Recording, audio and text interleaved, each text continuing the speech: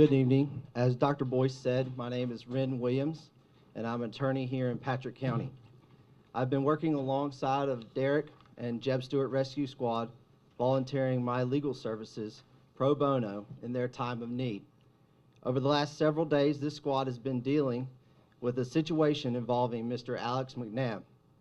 Since November of 2017, Mr. McNabb has served as a part-time paid EMT for JEB Stuart Rescue Squad. His job was to cover calls that our volunteers were unable to cover during normal business hours. He worked about 24 hours per month and was paid using funds obtained from soft billing insurance companies, not county funding. Recently, a Huffington Post article surfaced wherein Mr. McNabb was accused of being a racist neo-Nazi. The article cited Mr. McNabb's regular contributions to an internet radio show. There is nothing defensible about what was discussed on this show or the statements that Mr. McNabb made while appearing as himself or his fictional character, Dr. Narcan. Let me be very clear. JEB Stuart Rescue Squad does not condone, support, agree with, or look with favor upon Mr. McNabb's comments regarding others' race and religions. His statements, true or not, fiction or nonfiction, are wrong, indecent, and do not represent JEB Stuart Rescue Squad, its members, or the citizens of Patrick County. However, as has been pointed out many times, Mr. McNabb has the right to free speech. In fact, the Supreme Court reaffirmed this as recently as April of 2017, that there is no hate speech exception to the First Amendment. I've included a copy of the Washington Post article stating the same in your packet tonight. I've heard people say, yes, but freedom of speech doesn't protect your job, especially in Virginia. We're an at-will state. Let me tell you now, I agree. However, there's always more to the story. On Monday, following Huffington Post article's release, Mr. McNabb was placed on unpaid leave pending the state's investigation. He was told not to return to station number 3, which is JEB Stuart Rescue Squad, not to run calls with us as a paid staffer or as a volunteer, and not to post online about JEB Stuart Rescue Squad. On Wednesday, the Board of Directors of JEB Stuart Rescue Squad met and ratified this decision regarding Mr. McNabb. Many of our members have already been contacted and interviewed regarding their time working with Mr. McNabb, and we hope that the state will conclude its investigation shortly, but I doubt it. I say this because ultimately the question will no longer be whether JEB Stuart Rescue Squad should or should not terminate Mr. McNabb. Instead, the question will be, should Mr. McNabb be allowed to keep his certification as an EMT? The Office of EMS is the authoritative body regarding this decision, not JEB, not the County Board of Supervisors. Soon, I believe the Office of EMS will find itself sitting around a table in a room full of public relations officers and constitutional lawyers discussing whether it would be best to leave Mr. McNabb's certification in place and face the public outrage, or face the lawsuit certain to come from Mr. McNabb's certification being revoked for things that he has said while off duty. Certainly, JEB Stuart has every right to fire Mr. McNabb for what he has said. So why wait? What's the holdup? Here is our answer.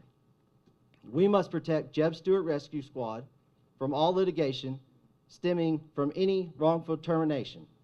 Now that Mr. McNabb has been placed on unpaid leave, we know that he cannot harm any individuals under our care. We have now begun to focus on making sure that we are here to continue to serve Patrick County and its citizens in the future. There are some that would have you believe that we shouldn't fear a lawsuit because we'd certainly win. The UVA attorney in the Huffington Post article even stated that we would have a, quote, pretty good argument, end quote, for firing Mr. McNabb. That's the problem. It's an argument. Arguments are only heard in courtrooms with lawyers in front of judges after extensive litigation. I don't want to get to the end of a lawsuit to determine whether or not Jeb Stuart did the right thing. We can't afford it. It will bankrupt Jeb Stuart. There are some that have you believe that Mr. McNabb would only file a complaint with the VEC and our unemployment insurance would go up. However, this is short-sighted. Mr. McNabb has every right and the financial backing of the far-right political movement known as the alt-right to file suit in any court in the country. Don't believe me? Read his Twitter feed. I've included some screenshots with your packet tonight. Mr. McNabb will be a martyr for the alt-right, and he is proud of it. Unfortunately, over the last few days, Dr. Boyce has made comments that have now drugged the county into the deployment matters of a private nonprofit organization. Dr. Boyce acts as though we must speak for the county, as though he must speak for the county, saying that Patrick does not support this type of racist activity. That's great. I agree. Stand up and say those things. All of you. I encourage you to do that. I'm a citizen of Patrick County, and I want you to make that statement. That is your right, and that will be what's best for the county. However, please don't drag the county any further into this debacle. I fear that Dr. Boyce thinks it's necessary to make an example of Jeb Stuart Rescue Squad by withholding funds to the squad until Mr. McNabb is terminated. He suggests the funds withheld will only be those that are non-essential, those that are not 911 related funding. However, I ask you, what funding given to a rescue squad is not 911 related funding? To my knowledge, the squad is scheduled to receive its annual contribution from the county. The squad is also scheduled to receive the rotating capital improvement money to the tune of roughly $80,000 or more. This money is given to one squad each year for improvements to their equipment. The squad was looking forward to receiving this money in order to find matching grants to replace their oldest and most costly to maintain ambulance. I can only think that Dr. Boyce, one who is adamant about doing anything for the volunteers of Patrick County, specifically his squad, would know and understand how crippling any additional action taken against Jeb Stuart would be. We're already fighting against potential litigation and working tirelessly to regain the trust of our citizens. Do not hamstring us in providing services to this county. I ask you now, what happens if Jeb Stuart Rescue Squad no longer exists because it has been bankrupted by litigation? What happens if we can no longer answer any calls? Who picks up that slack? The county paid EMS service? And who pays for that additional expense? How? With what money? Please take my advice in this situation and do not support Dr. Boyce's call to withhold funding to the squad. We are handling the matter with due process. Due process is guaranteed under the Constitution. A decision that has been made, a decision that has been supported by the Department of Health, the Virginia Employment Commission, every legal and HR professional I have spoken with about this matter, and the countless articles I have read on HR law and the First Amendment since stepping in to help Jeb Stuart. Sure, by all means, make a statement that Patrick County does not stand for this type of behavior. I agree, but don't go any further. As a county, protect yourself, protect us, your citizens, from being dragged into costly litigation. Litigation that I've heard threatened tonight already from what I would consider the other side. If you do not give Mr. McNabb or any others reasons to blame you for actions you've taken, you will have done your job in protecting our limited and valuable resources. My supervisor is Mr. Fulcher, and the other night he said that hindsight is 20/20. I want all of you to look back on tonight and say, I'm glad that we didn't pull Jeb Stuart's funding, because that was the trap that pulled us into this litigation. Make your statement, condemn Mr. McNabb and his online presence, but do not act any further against Jeb Stuart Rescue Squad until we are able to finish this investigation and the estate has made its decision. Thank you for your time tonight. and I look forward to your comments. Shoe fits, wear it. If the shoe fits, wear it. If the shoe fits, wear it. Okay? Hey guys, I believe Reverend Spencer has the floor, and I look forward to my rebuttal, Chairman. you bet, buddy. Yes, sir. Thank you. I didn't plan on getting called a neo-Nazi tonight. That's the first. So, I had a conversation with my father-in-law recently as we were eating dinner on Friday night about this situation. I wanted to get his take on it. And I said, what do you think I should do? And he said, well, I think you're doing the right thing. He said, you know, put him on unpaid leave, suspend him, let due process run its course, and then let the board decide. He said, ultimately, you won't even have to make the decision, because there's no way the Department of Health is going to allow Mr. McNabb to keep his certification. And I said, well, you know, I really appreciate your support. And the reason I appreciate it is because he is a first-generation Jewish man who moved to New York when he was very young, and his parents brought him over here, where they obviously had him as a first-generation American. And I love his daughter dearly, you know, and I'm sure he's watching now and will appreciate backing me when I say, no, I'm not a neo-Nazi. I'm simply looking out for my client. My client is JEB Stuart Rescue Squad.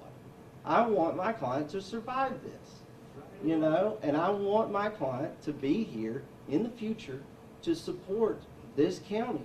This is the rescue squad that carried my friends off football fields. This is the rescue squad who answered the calls when my father got in a motorcycle accident. This is the same rescue squad who rushed my girlfriend down to Martinsville because our hospital didn't have antivenom. To call me a neo-Nazi is just a direct attack against me and me supporting what I think is best for the county and for the county's largest squad. I know that Dr. Boyce brought individuals in here to support his position and support his argument. I know that because I was here and I signed my name and Dr. Boyce chose to skip me on the list. I know that he wanted to present his side of the story through everybody that he could find, because Dr. Boyce knows that the majority of the county disagrees with him. And Dr. Boyce knows that he's turning his back on the volunteers. And that Dr. Boyce knows that the county can't afford not to support JEB Stuart Rescue Squad in this time of need. Make your statement. Say your piece. Condemn the man. Do it. I agree. Then leave us alone. We will inform you what happens, and you will know that we will do the right job, just like we did this go-round. If we had fired this man based on a Huffington Post article, we would certainly be in litigation today. Wisely, Derek Wagner, captain of the squad, called me and said, what do we do? I said, don't go public with anything, stay quiet, let's figure it out, and then we'll take action. We did. The next business day was Monday. Even in 12 inches of snow, we handled it. We called a meeting by Wednesday. The board, I stepped out, they had their discussion, and they decided to follow my lead on this. It was the right move. It's the right move that every county administration, every college, every police department makes. When something goes down, you put them on leave and you investigate the situation. You guys, and I really need to stop saying you guys, because it's not you guys, it's Dr. Boyce. Do not let him drag you down with this. Do not turn around and say, man, I wish I'd listened to Wren. Because there's been too many times where he has done that. He will strong-arm you, he will strong-arm the county, and he will send us right into debt alongside of this litigation that we do not need to find ourselves in. We can't afford it, and I think this is just a distraction from what we were supposed to talk about tonight, which was the budget and the audit. So please don't confuse yourselves. Please stand up against Dr. Boyce. Please, for goodness sakes, hold him accountable. Make him continue to be the respectable person that he's been on the stand tonight, because we know that is never the case, especially with these cameras around. I know that he's trying to stare a hole in my head right now because he cannot stand the things that I'm saying. And I'm the only one that will get up here and say that because he knows that he doesn't like me. And he knows the people behind me support me when I say that. And I request that all of you, the county supervisors that we know and love, come out against Dr. Boyce and stand up to him. You want to talk about standing up to hate? You want to talk about protecting free speech? No one will come in this room and say the words that I'm saying because of him. He bullies from the pulpit.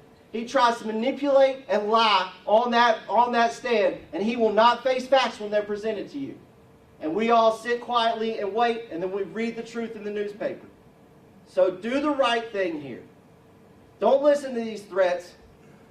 Again, I'll show you my bar card. I promise you. He's promising to sue. You're between a rock and the hard place. He doesn't have standing to sue. You know who will? Watch me.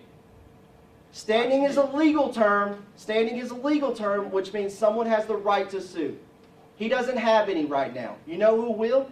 Mr. McNabb, if you take action against him. Okay? Listen to me when I say this. Don't forget these words. Don't do the wrong thing. Make your resolution, condemn him, and let's move on. Thank you.